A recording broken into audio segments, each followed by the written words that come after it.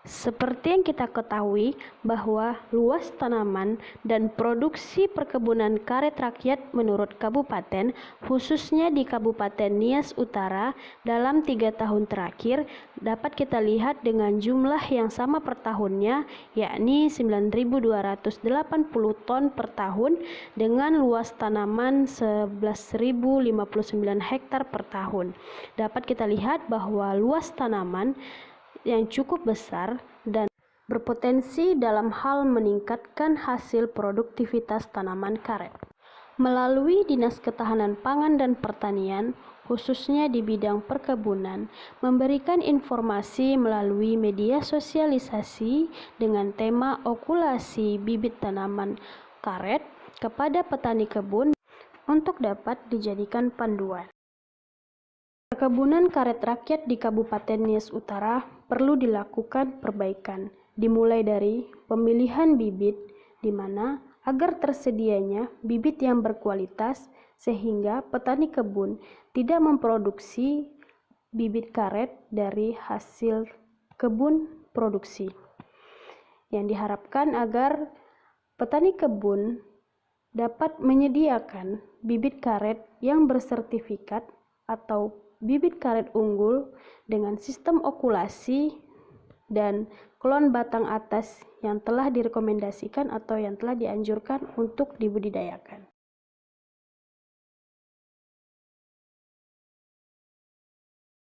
Selanjutnya, penyediaan lahan tanam atau pemancangan perlu dilakukan dengan mengikuti aturan ukuran jarak antar tanam dan jarak antar baris yang telah ditentukan guna untuk meningkatkan pertumbuhan dan perkembangan di mana akan berpengaruh terhadap produksi nantinya. Pemeliharaan tanaman karet perlu diperhatikan serta pengendalian hama penyakit agar tidak mengganggu pertumbuhan dan perkembangan tanaman karet. Nah, kembali kepada okulasi. Okulasi ada 3 cara.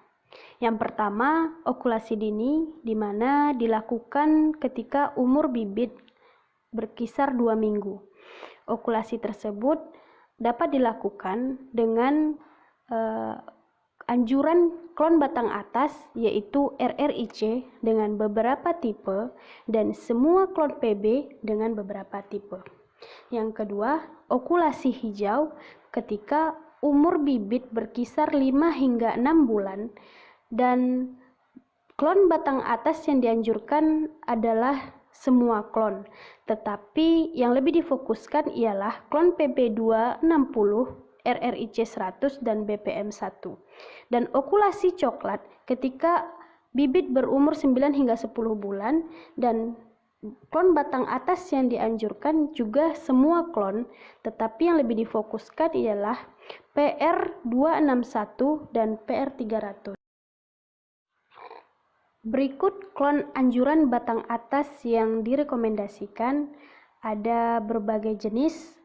Sebagai contoh, PB260 baik untuk ditanam karena memiliki beberapa keunggulan. Yang pertama, tingkat produktivitas tinggi. Yang kedua, penderesan lebih cepat dilakukan. Dan yang ketiga, pertumbuhan sangat cepat. Mata okulasi dapat diambil dari 2 sumber sebagai berikut. Pengambilan entres cabang dari kebun produksi dan pengambilan entres cabang dari kebun entres.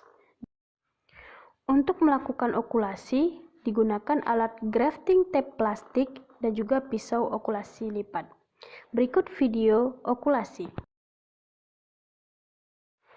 Pengambilan klon batang atas atau biasa disebut dengan entres batang. Melihat mata okulasi yang bagus di dalam batang entres, perlu dilihat beberapa kriteria, yakni mata okulasi yang kering atau tidak basah. Mata entres basah yang dimaksud ialah bukan mata okulasi yang masih bergetah atau baru.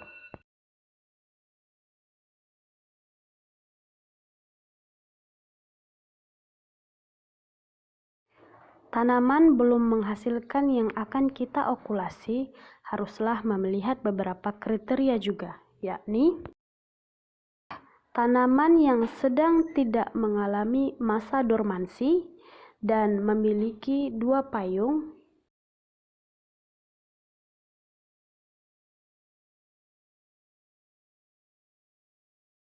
Tanaman yang tidak baik untuk dilakukan okulasi batang bawah ialah tanaman yang sedang dalam masa dormansi karena akan mengurangi kualitas kambium.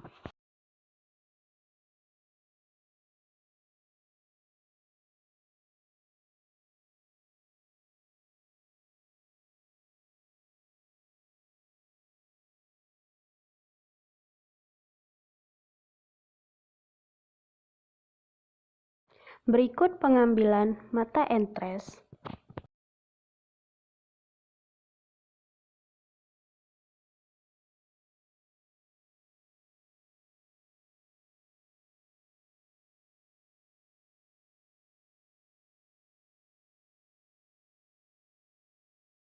Berikut adalah tata cara pengambilan mata entres.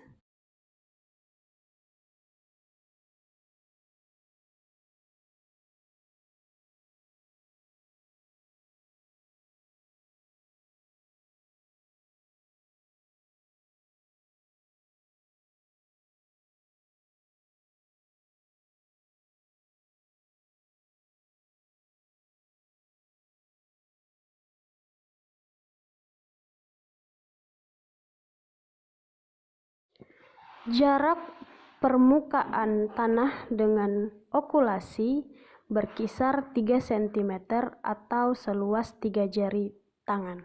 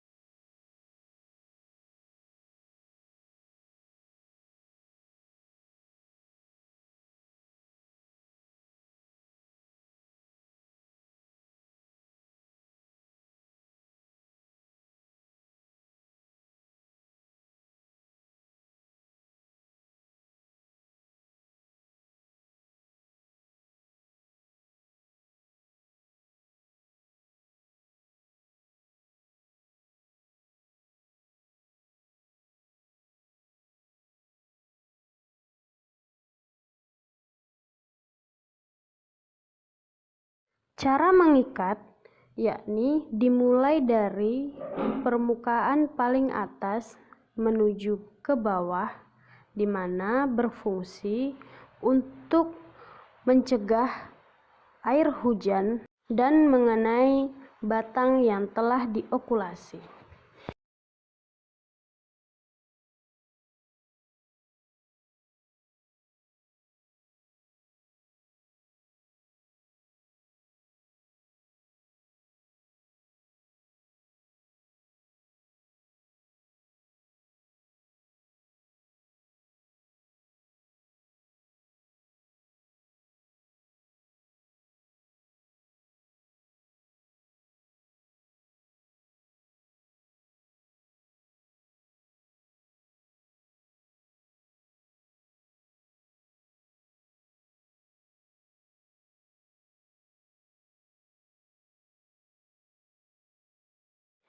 Stum mata tidur adalah bibit karet yang telah diokulasi, namun tunasnya belum tumbuh. Sedangkan stum mini merupakan bibit stum mata tidur yang ditumbuhkan terlebih dahulu di pembibitan selama 6 hingga 8 bulan sebelum pembongkaran. Dan stum bibit ini harus dikelompokkan berdasarkan varietas klonnya agar tidak tercampur dengan klon lainnya. Pemeliharaan kebun entres dilakukan dalam 5 tahapan. Yang pertama, penyiangan, pemupukan, pewiwilan, pengendalian hama dan penyakit, serta pemurnian.